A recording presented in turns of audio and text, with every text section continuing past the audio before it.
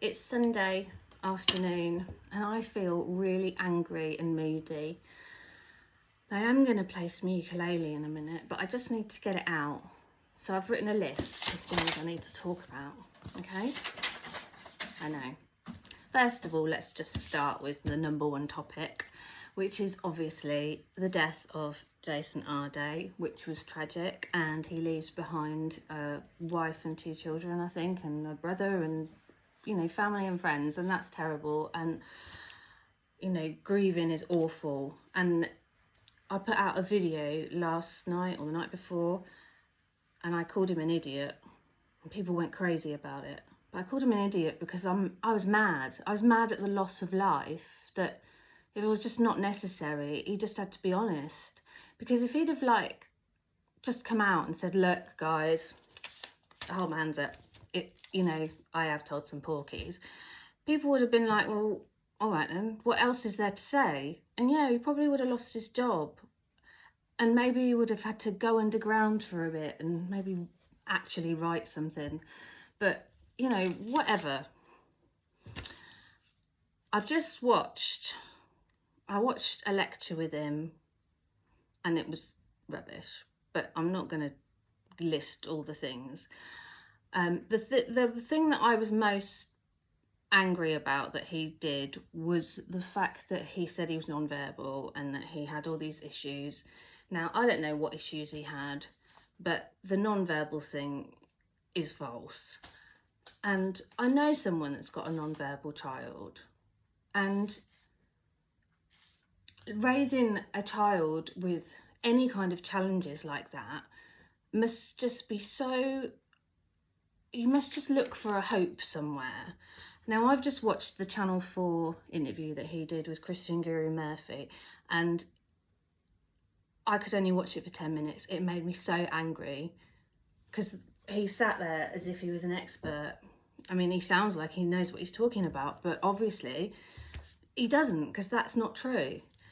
And I just think all the people that will have watched that and been interested in him and watched his story and perhaps had children that he was describing the challenges he had, they would have thought, maybe my child's going to do that. He also said that his mum, you know, like it was down to a lot of his mum's commitment. And again, that's just like, it's just so immoral to take pain away from someone else or to pretend you're a victim of something. I just think it's really immoral, and you're kind of stealing pain from someone. But the thing is that this victim narrative, it's got to stop. Like, when I was growing up, it used to be cool to be a hero. Like, you know, if you'd play with your mates, people, you know, the boys would be jumping off the benches with like their coats found as if they were capes, as if they were like Superman and stuff. That's the kind of thing we were doing, like climbing trees and stuff like that. Like, it just seems like nowadays everyone's got to have something wrong with them, and the only people that don't want to be victims are actual victims. Like, I'm thinking about like the grooming gang girls. What warriors they are. I bet they don't think of themselves as victims. I bet every single day they think they're warriors. They think they're absolute survivors, because that's what they have to do, because they have to be that strong to get out of bed every day. And so for someone else to suggest that they feel those same things, it's just really immoral. So that's the thing that really upset me about him. The other thing was that there's a bit of misplaced anger, because I realised that when I was at university, I went as a mature student. I won't name the university. And in the second year, I think I would have been 28 or 29. So in the second year, I was voted as student rep. And we had a particular teacher who I found his conduct to be questionable, and it was a joke that he was a sleaze. You know, oh no, we've got him this afternoon. Ooh, you know, like, he would make gross remarks. you know, and I'm sat there as a mature student, as a student rep, watching these girls get lectured on, who were, you know, just staying away from home. They were, you know, like living on campus. And I thought, this isn't right. So I went to my head of year and I said to her, you know, I'm concerned about his conduct. I find it a little bit uncomfortable. She said, and I quote, "You're not the first person to bring this up to me," which obviously made me feel 10 times better, because I thought, phew, this is really difficult and you have to have some real courage to put your head above the parapet. But the fact that someone else has brought it up makes me feel like I'm not alone in it. There's been 2 whistleblowers. What she told me to do was, it was coming towards the end of the year, and we had these feedback sheets that we had to fill in on each teacher. They were like just, I don't know, 2 A4 sides stapled together. And it would say, you know, how out of 10, blah, blah, blah, blah, what do you rate your teacher as? And you were supposed to fill them in, not put your name on, put them in an envelope so the teacher didn't see them, and the teacher would seal them and then go and give them to the head of year, who I had just gone to talk to.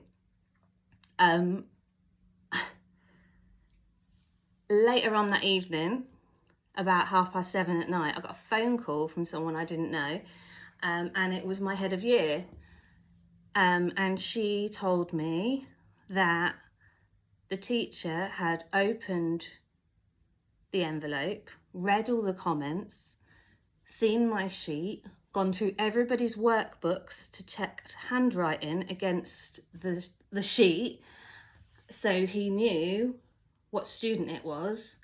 He went on to mark my work and marked me down by 1 point, which means I didn't get a first.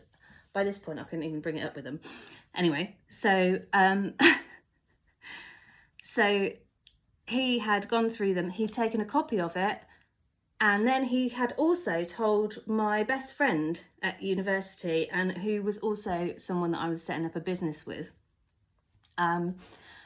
And so my head of year also told me that. So my best friend had not called me and said, this is what our despicable teacher did, and by the way, yeah, I think he's a perv too. She had covered for him and like had like a secret talk with him. Ooh, it just made me feel creepy as hell. Anyway, so I said, what are you ringing me for? Like, what's going to happen? Like, why are you talking to me? I'm the student. I've done exactly what you told me to do, and surely he's going to get fired. But no, he didn't get fired. In fact, nothing happened. It was all swept under the rug. And in the 3rd year, when I went back, literally, I said to my business partner, we are not going into business together. And I didn't speak to anyone the entire last year, because everybody basically turned their back on me, as if I was the one that had caused problems.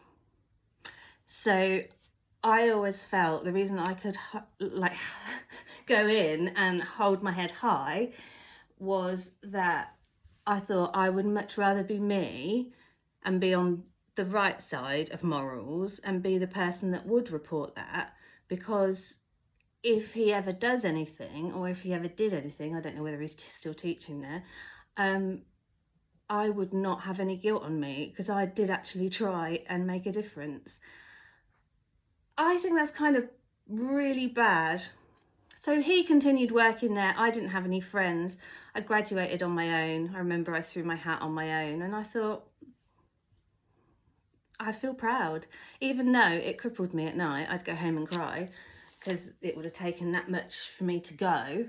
But anyway, my point is that Nathan Kofnas, I think he's called Nathan Kofnas, yeah, he is basically who I was.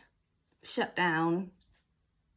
I mean, they would have been quite happy if I hadn't gone back. But my mum told me I had to go back. I couldn't not go back. But from that, I lost quite a lot. And she, my ex-best friend and business partner, went on to be a teacher there. So that's the kind of establishment they're running. And it just goes to show they do cover for themselves, these institutions. I absolutely know that they would not have wanted anything bad to come up. It's like they can't deal with it and they don't want the bad press. You know, they need students there or else they don't get funding. So anyway, I think that was the reason that I was mad. So I didn't mean to direct my anger towards Mr. Aday on that respect. It was just that he represented something to me that was very damaging. But yet now I look back on and realise that I'd much rather be me and have the courage and be the one to pop my head above the parapet and stand up for people that maybe can't stand up for themselves than be a silent sheep. Anyway, I'm glad I got that off my chest, and I do genuinely think it's really sad that he's dead, because I really wish he'd just had the courage to come out and say, you know, no, he didn't kill anyone, it's just people were really mad about various different things, and it's a shame that he couldn't just embrace that. I think they say, if you can't do the time, don't do the crime. Anyway, ciao. I'm going to play some music, bring some joy to the world, because this world is starting to really anger me.